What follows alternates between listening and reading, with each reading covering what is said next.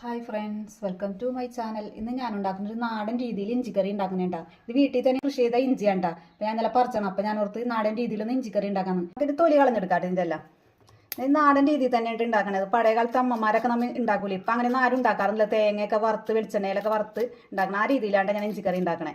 ഇഞ്ചിപ്പുളിയും ഇഞ്ചിക്കറിയും വ്യത്യാസം ഉണ്ട്. രണ്ടിനും ടേസ്റ്റ് വ്യത്യാസമാണ്. അപ്പോൾ നമുക്ക് തൊലിയൊക്കെ കളഞ്ഞെടുക്കാം. ഇനി ഇഞ്ചിയുടെ തൊലിയൊക്കെ കളഞ്ഞ് ഞാനിത് കഴുകി എടുത്തിട്ടുണ്ട്. നമുക്കിത് ഉരച്ചെടുക്കാം. ഞാൻ ഇതേപോലത്തെ ഒരു ഗ്രേറ്റർ വെച്ച് ഉരച്ചെടുക്കേണ്ട ചെയ്യാറത്, അല്ലെങ്കിൽ ചോപ്പറിൽ വെച്ച് ചോപ്പ് ചെയ്തെടുക്കുകയും ചെയ്യട്ടെ. ഞാൻ ഇതേപോലെ ഉരച്ചാണ് എടുക്കുന്നത്. നമുക്കിതെല്ലാം ഇതേപോലെ ചെറുതായിട്ട് ഇങ്ങനെ ഉരച്ചെടുക്കാം. ഇഞ്ചി ചെറുതായിട്ട് ഇതേപോലെ ഗ്രേറ്റ് ചെയ്ത് എടുത്തിട്ടുണ്ട് കേട്ടോ. നമുക്കിതിന് വെള്ളം ഒഴിച്ചൊന്ന് പിഴിഞ്ഞെടുക്കാം. ഇതിൻ്റെ കട്ടൊന്ന് കളയാൻ വേണ്ടിയാണ്. വെള്ളത്തിലേക്ക് ഗ്രേറ്റ് ചെയ്ത് ഇഞ്ചിയൊക്കെ ഇട്ട് കൊടുക്കാം. കുറച്ച് വെള്ളം ഒഴിച്ച് നമുക്കിതൊന്ന് പിഴിഞ്ഞെടുക്കാം കേട്ടോ. നല്ലോണം കൈ വെച്ചൊന്ന് പിഴിഞ്ഞെടുക്കാം. അല്ലെങ്കിൽ ഇതിൻ്റെ ആ കട്ടുണ്ടാവും, ഭയങ്കര ഒരു കുത്തായിരിക്കുള്ളൂ ഇതിൻ്റെ ഇഞ്ചിയുടെ. ഇനി ഇതൊരു പാത്രത്തിലേക്ക് മാറ്റാട്ടെ. പിഴിഞ്ഞ് നല്ലോണം പിഴിഞ്ഞെടുക്കണം കേട്ടോ, വെള്ളം പോകത്തക്ക വിധത്തിൽ. ഇതേപോലെ പിഴിഞ്ഞ വെള്ളം കളയരുത് കേട്ടോ, അത് ആവശ്യം വരും. ഇഞ്ചി പിഴിഞ്ഞെടുത്തപ്പോൾ ഒരു കപ്പോളം എനിക്ക് കിട്ടിയിട്ടുണ്ട് കേട്ടോ. നമുക്കത് മാറ്റി വെക്കാം കേട്ടോ. എൻ്റെ കൂടെ തന്നെ ഒരു നെല്ലിക്ക വലിപ്പത്തിലുള്ള ഞാൻ വാളൻപുളി എടുത്തിട്ടുണ്ട് കേട്ടോ. നമുക്കതൊന്ന് കുതിരാൻ വെക്കാം. കുറച്ച് വെള്ളം ഒഴിച്ച്. പുളി കൂടുതലൂടി പിന്നെടുക്കാം. എൻ്റെ നാടൻ പുളിയാണ്, അതുകൊണ്ട് നല്ല പുളിയുണ്ട് ഈ പുളിക്ക്. ഒന്ന് കുതിരട്ടെ ഇവിടെ ഇരുന്ന്. ചീഞ്ചട്ടി ചൂടാക്കി ഞാൻ അതിനകത്തേക്ക് ഗ്രേറ്റ് ചെയ്തിരിക്കുന്ന ഇഞ്ചി ഇട്ട് കൊടുക്കാം കേട്ടോ. നമുക്ക് വെളിച്ചെണ്ണ ഒഴിച്ചെടുക്കാം. അത് ഈ ഇഞ്ചിയുടെ വെള്ളം ഒന്ന് വലിഞ്ഞിട്ടെ. എന്നിട്ട് നമുക്ക് നാടൻ കറിയാകുമ്പോൾ വെളിച്ചെണ്ണ ഒഴിച്ച്, വെളിച്ചെണ്ണ ഇഷ്ടമില്ലാത്തവർക്ക് ഓയിൽ ഒഴിച്ച് കൊടുക്കട്ടെ. ഞാൻ വെളിച്ചെണ്ണ ഉപയോഗിക്കുന്നത്. നല്ലോണം ഇതിൻ്റെ വെള്ളം ഒന്ന് വലിഞ്ഞിട്ടെ കേട്ടോ. ഇഞ്ചിയുടെ വെള്ളമൊക്കെ വലിഞ്ഞിട്ടുണ്ട് കേട്ടോ. നമ്മൾക്കിനി വെളിച്ചെണ്ണ ഒഴിച്ച് കൊടുക്കാം. ഓയിൽ ഒഴിക്കണവർക്ക് ഓയിൽ ഒഴിക്കട്ടെ. ഞാൻ വെളിച്ചെണ്ണ ഒഴിക്കണം, നാടൻ ഡിഷൊക്കെ അല്ലേ. അപ്പോൾ വെളിച്ചെണ്ണ ഒഴിച്ച് കൊടുക്കണേ നല്ലത്. ഇതിൻ്റെ കൂടെ തന്നെ ഞാൻ ഒരു പിടി തേങ്ങ ഇട്ട് കൊടുക്കുന്നുണ്ട്. തേങ്ങ അധികം ഇടണ്ട, അല്ലെങ്കിൽ ഇഞ്ചിയുടെ ഫ്ലേവർ പോകും. തേങ്ങ കുറച്ചിട്ടാൽ മതി. 2-3 ചുവന്നുള്ളി, ഒരു അല്ലി വെളുത്തുള്ളി നല്ലോണം വറുത്തെടുക്കാം.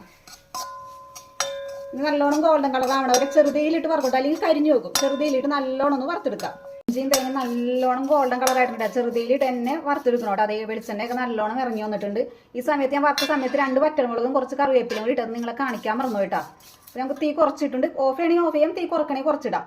അല്ലെങ്കിൽ കരിഞ്ഞോ പൊടികൾ ഇടുമ്പോൾ ഒരു 1/4 ടീസ്പൂൺ മഞ്ഞൾപ്പൊടി ഇട്ട് കൊടുക്കാം. ഞാൻ ചെറിയ ടീസ്പൂണാണ് ഉപയോഗിക്കുന്നത്. ചെറിയ ടീസ്പൂണിൽ 2 ടീസ്പൂൺ മല്ലിപ്പൊടി.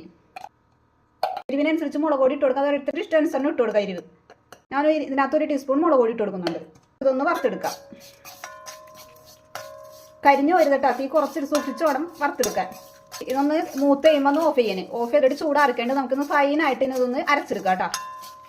മിക്സിയിലേക്ക് ഇട്ടിട്ടുണ്ട്. അത് ചൂടാറിയിട്ടുണ്ട്. അരയാൻ വേണ്ടി ഒരു അല്പം വേണ്ടി 1 ടേബിൾ സ്പൂൺ 2 ടേബിൾ സ്പൂൺ വെള്ളം നോക്കിയിട്ട് ഒഴിച്ചാൽ മതി. നല്ല പേസ്റ്റായിട്ട് അരച്ചെടുക്കണം കേട്ടോ. ഞാൻ 1 ടേബിൾ സ്പൂൺ വെള്ളം ഒഴിച്ച് അരച്ചെടുക്കുന്നുണ്ട്. വേണമെങ്കിൽ പിന്നെ ഒഴിക്കാം. മെയിനായിട്ട് ഞാൻ അരച്ചെടുത്തിട്ടുണ്ട് കേട്ടോ. ഇഞ്ചിയുടെയും തേങ്ങയുടെയും കൂട്ട്. നമുക്കിനി ചീഞ്ചട്ടി വെച്ച് വെളിച്ചെണ്ണ ഒഴിക്കാം. ചീഞ്ചട്ടി ചൂടായി വെളിച്ചെണ്ണ ഒഴിച്ചിട്ടുണ്ട് കേട്ടോ. വെളിച്ചെണ്ണ ചൂടായിട്ട് നമുക്ക് കടുക് ഇട്ട് കൊടുക്കാം. ആ ചീഞ്ചട്ടി തന്നെയായിട്ട് ഞാൻ വെളിച്ചെണ്ണ താളിച്ചേക്കണേ. കടുക് പൊട്ടിയുണ്ട് വറ്റൽമുളകും കറിവേപ്പിലും ഇട്ട് കൊടുക്കാം. അതൊന്ന് മൂത്തൊരു അരച്ചേക്കണ അരപ്പിട്ട് കൊടുക്കാം. സൂക്ഷിച്ച് ഒന്നോട്ടെ വെളിച്ചെണ്ണ തെറിക്കാതെ.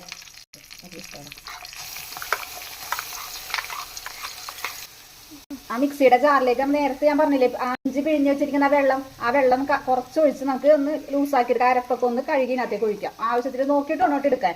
ഓവർ ഉപയോഗിക്കരുത്. വെള്ളം പുളിവെള്ളവും ഒഴിക്കാനുള്ളതാണ്. നമുക്ക് ഇതിനകത്തേക്ക് ഒഴിച്ചു കൊടുക്കാം. ഇതിനകത്തേക്ക് നേരത്തെ കുതിർത്തി വെച്ചിരിക്കുന്ന പുളിവെള്ളം ഒഴിച്ചു കൊടുക്കാം. മുഴുവൻ ഒഴിക്കരുത്, ആവശ്യത്തിന് ഒഴിച്ചു കൊടുക്കാം. പുളി കുറവാണെങ്കിൽ പിന്നെ ഒഴിച്ചു കൊടുക്കാം.